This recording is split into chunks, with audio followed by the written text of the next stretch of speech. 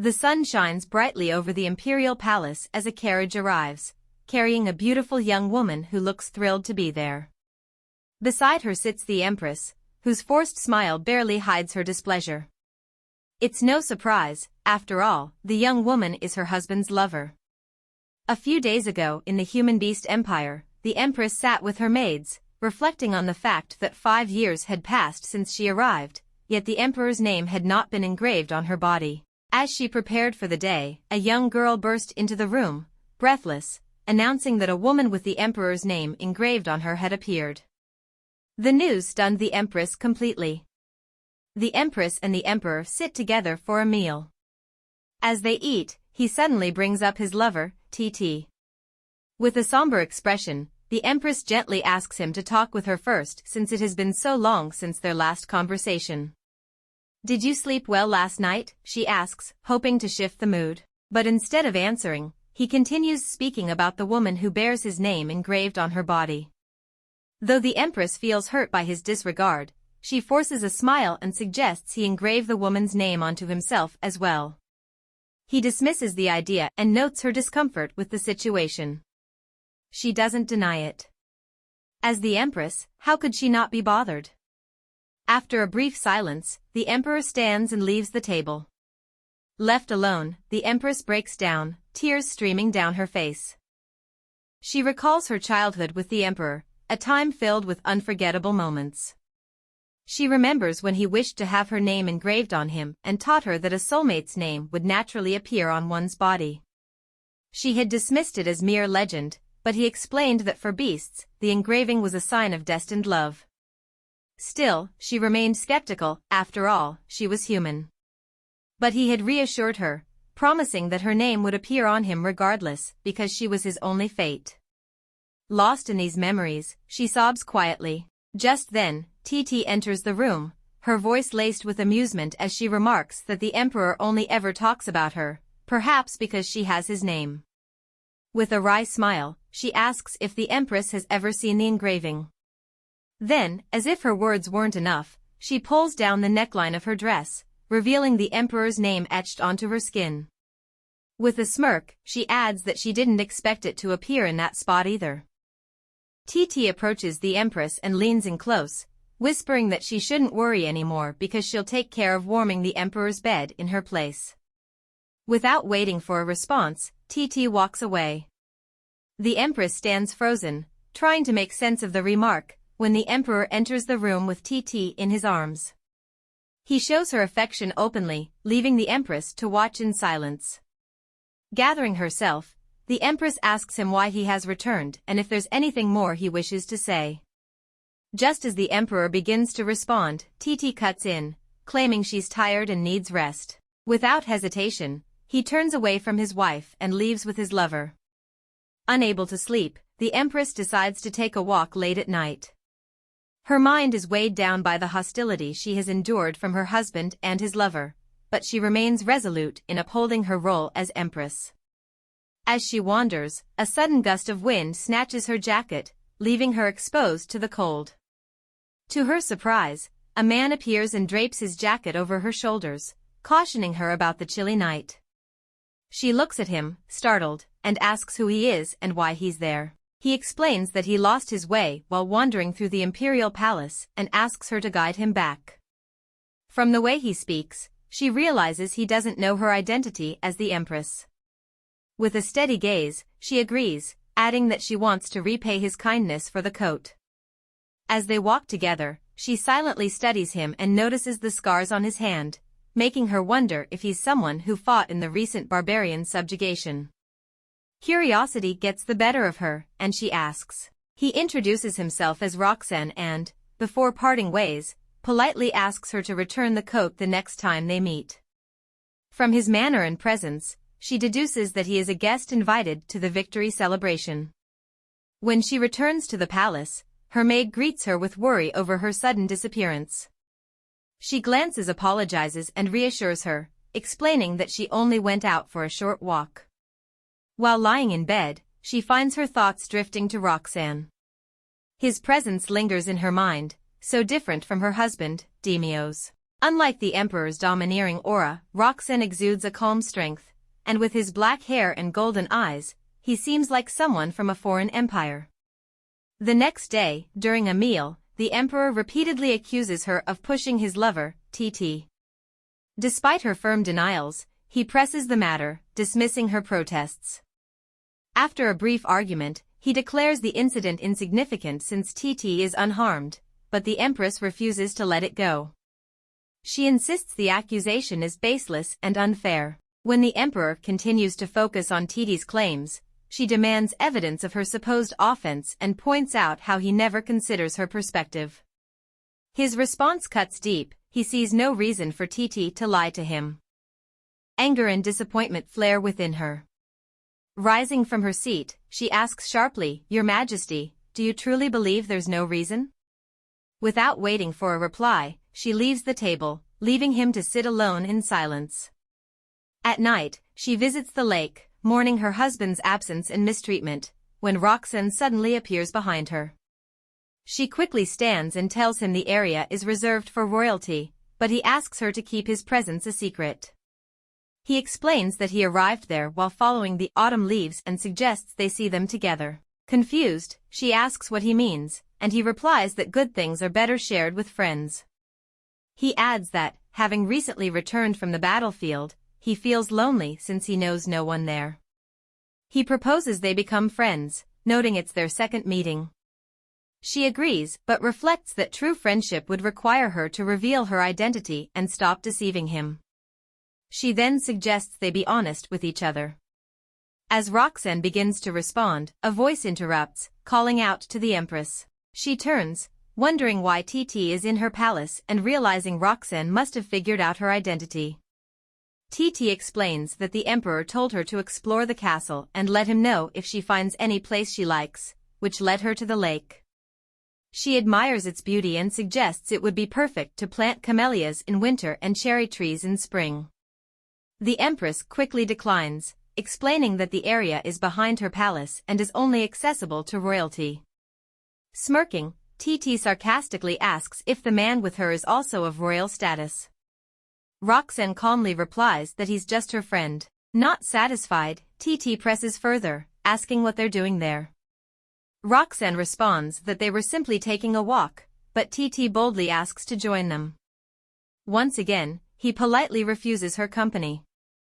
Undeterred, she shifts the conversation to their relationship, insinuating they are lovers. Her suggestion shocks them both into stunned silence. The Empress meets Titi's gaze with a stern expression and firmly states that her friend is not her lover, making Titi's earlier remark an insult. Titi quickly apologizes but hesitates, asking again if they're truly not lovers while looking at Roxanne. "I don't know, if you see yourself as a mistress, that's your problem," he retorts sharply. Tears welling in her eyes, Titi apologizes again and excuses herself. Once she's gone, the Empress turns to Roxanne and asks if he knew Titi is the Emperor's mistress. He replies that everyone in the capital has heard the rumors. She warns him that the Emperor's favor toward Titi is immense, and by openly confronting her, he risks making himself a target. With a playful smile, Roxanne asks if she's worried about him, and before she can answer, he teases again, asking if she'd protect him as a token of their newfound friendship. She meets his gaze and affirms with a soft smile. As the night grows late, Roxanne decides to leave, mentioning that they'll see each other again at the victory celebration. The next day, as the Empress walks through the palace, she overhears a group of ladies whispering. When she confronts them, demanding to know what they're discussing, one of them tells her that the barbarian suppression force still hasn't returned to the capital. Surprised, since they had arrived over a month ago, the Empress asks why. The lady explains that they're still camped outside the capital gates, awaiting the Emperor's orders. Puzzled, the Empress wonders why her husband would issue such a command, especially since the suppression force are the heroes of the upcoming victory celebration. Determined to find out, she decides to ask him directly. Just as she prepares to head to the Emperor's chambers, a maid arrives to inform her that he's already waiting for her in the drawing room. When the Empress enters the drawing room, she finds the Emperor standing, facing the window. Concerned, She asks why he's not sitting and if something's wrong. He turns to her, his expression serious, and mentions that Titi told him she saw her with another man at the lake. Unfazed, the Empress casually asks if Titi cried and claims she was insulted again. The Emperor cuts her off, asking what kind of relationship would involve a meeting at the lake, wondering if they were having a secret rendezvous and got caught by his lover. Trying to defend herself, the Empress insists that the man she was with is just a friend, but the Emperor remains skeptical. After a brief silence, the Empress pleads with her husband to rescind the order for the suppression force to wait. He coldly responds that it's not something she should involve herself with, but she insists that they are her people as much as they are his. She adds that, despite any tensions between him and Duke Leopold, the suppression force are heroes who've sacrificed for the empire and deserve fair treatment. The air around him shifts, and his brows furrow in irritation. He warns her to mind her own business. As the tension rises, the Empress notices that despite all the windows being closed, his hair is moving, an unmistakable sign that he is shifting into his beast form. Angrily, he snaps at her to do as she wishes and storms out of the room.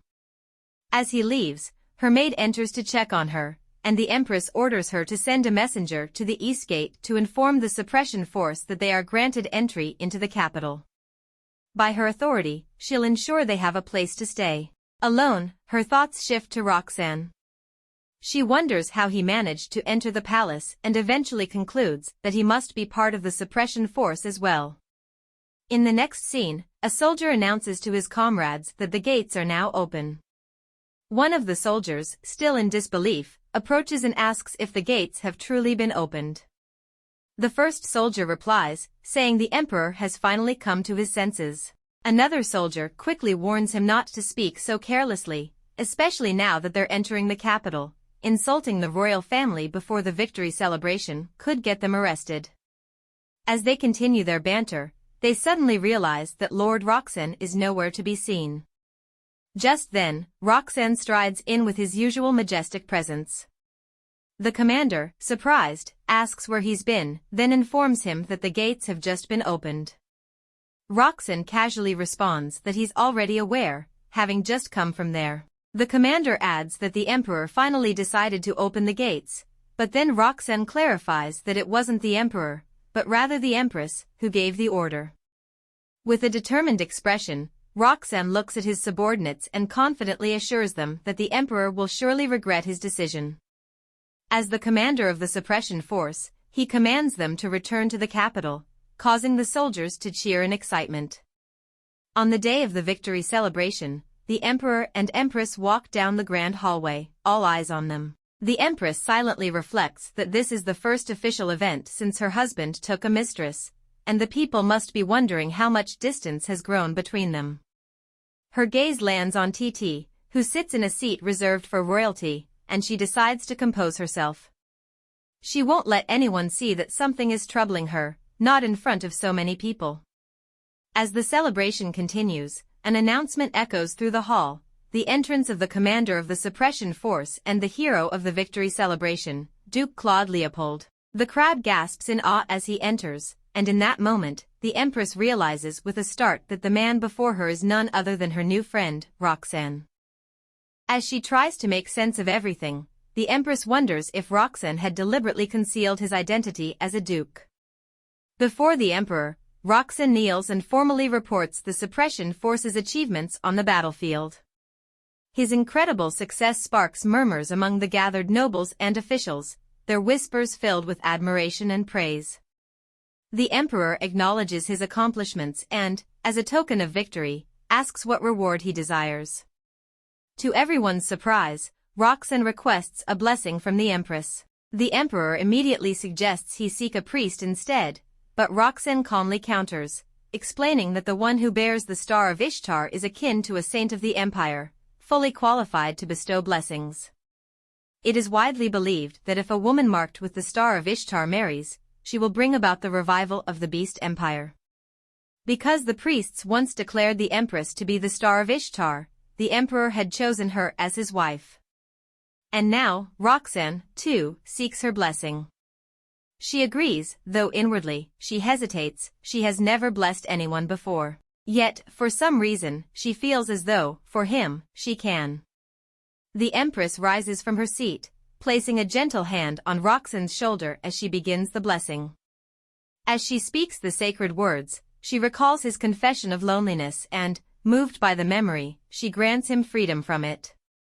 When the blessing is complete, Roxanne takes her hand and presses a kiss to it. The unexpected gesture leaves her momentarily stunned. A short while later, the ball begins, opening with the traditional first dance between the Emperor and his bride. As they move together, he leans in and whispers, asking if her lover is present.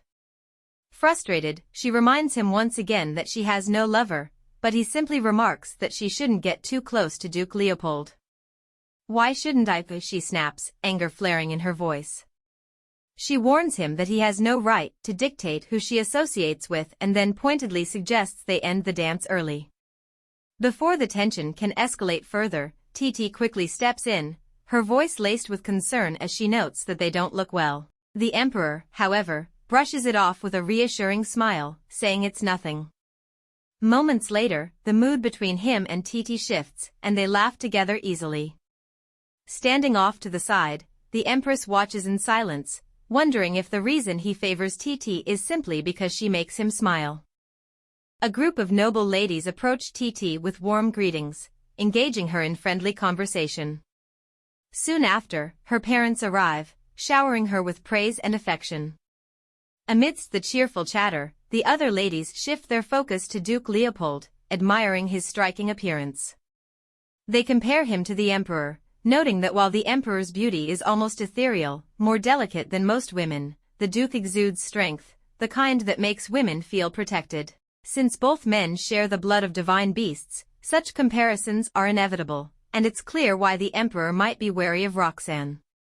As the conversation continues, one of the ladies casually mentions that the Emperor ordered the gates to be opened for the suppression force. Titi's father immediately seizes the moment to heap more praise upon the Emperor. However, to everyone's surprise, Titi interjects with a soft, humble smile, claiming that she was the one who requested the suppression force be allowed entry into the capital. The Empress, stunned, turns to glare at her, unable to believe how effortlessly she's lying with such an innocent expression. But Titi doesn't stop there. She goes on to say that the suppression force brought glory to the empire and that she simply wanted them to receive the honor they deserved, so she personally pleaded with the Emperor on their behalf. Before the Empress can respond, the commander suddenly bursts into the room, his voice cutting through the chatter. He announces that it was the Empress who ordered the gates to be opened. Turning to Roxanne for confirmation, he nods and, without hesitation, thanks the Empress for her kindness. But the commander isn't finished. He goes on to reveal that the Empress not only allowed them entry but also personally ensured they had accommodations. At that moment, Roxanne adds that even those who couldn't attend the celebration are deeply grateful to her. The atmosphere shifts as the noble ladies, who had been singing Titi's praises moments ago, now turn their admiration toward the Empress, the star of Ishtar. They marvel at how, since her arrival in the Empire of Beasts, there has been nothing but peace. They commend her charitable efforts, praising her wisdom and compassion for the people.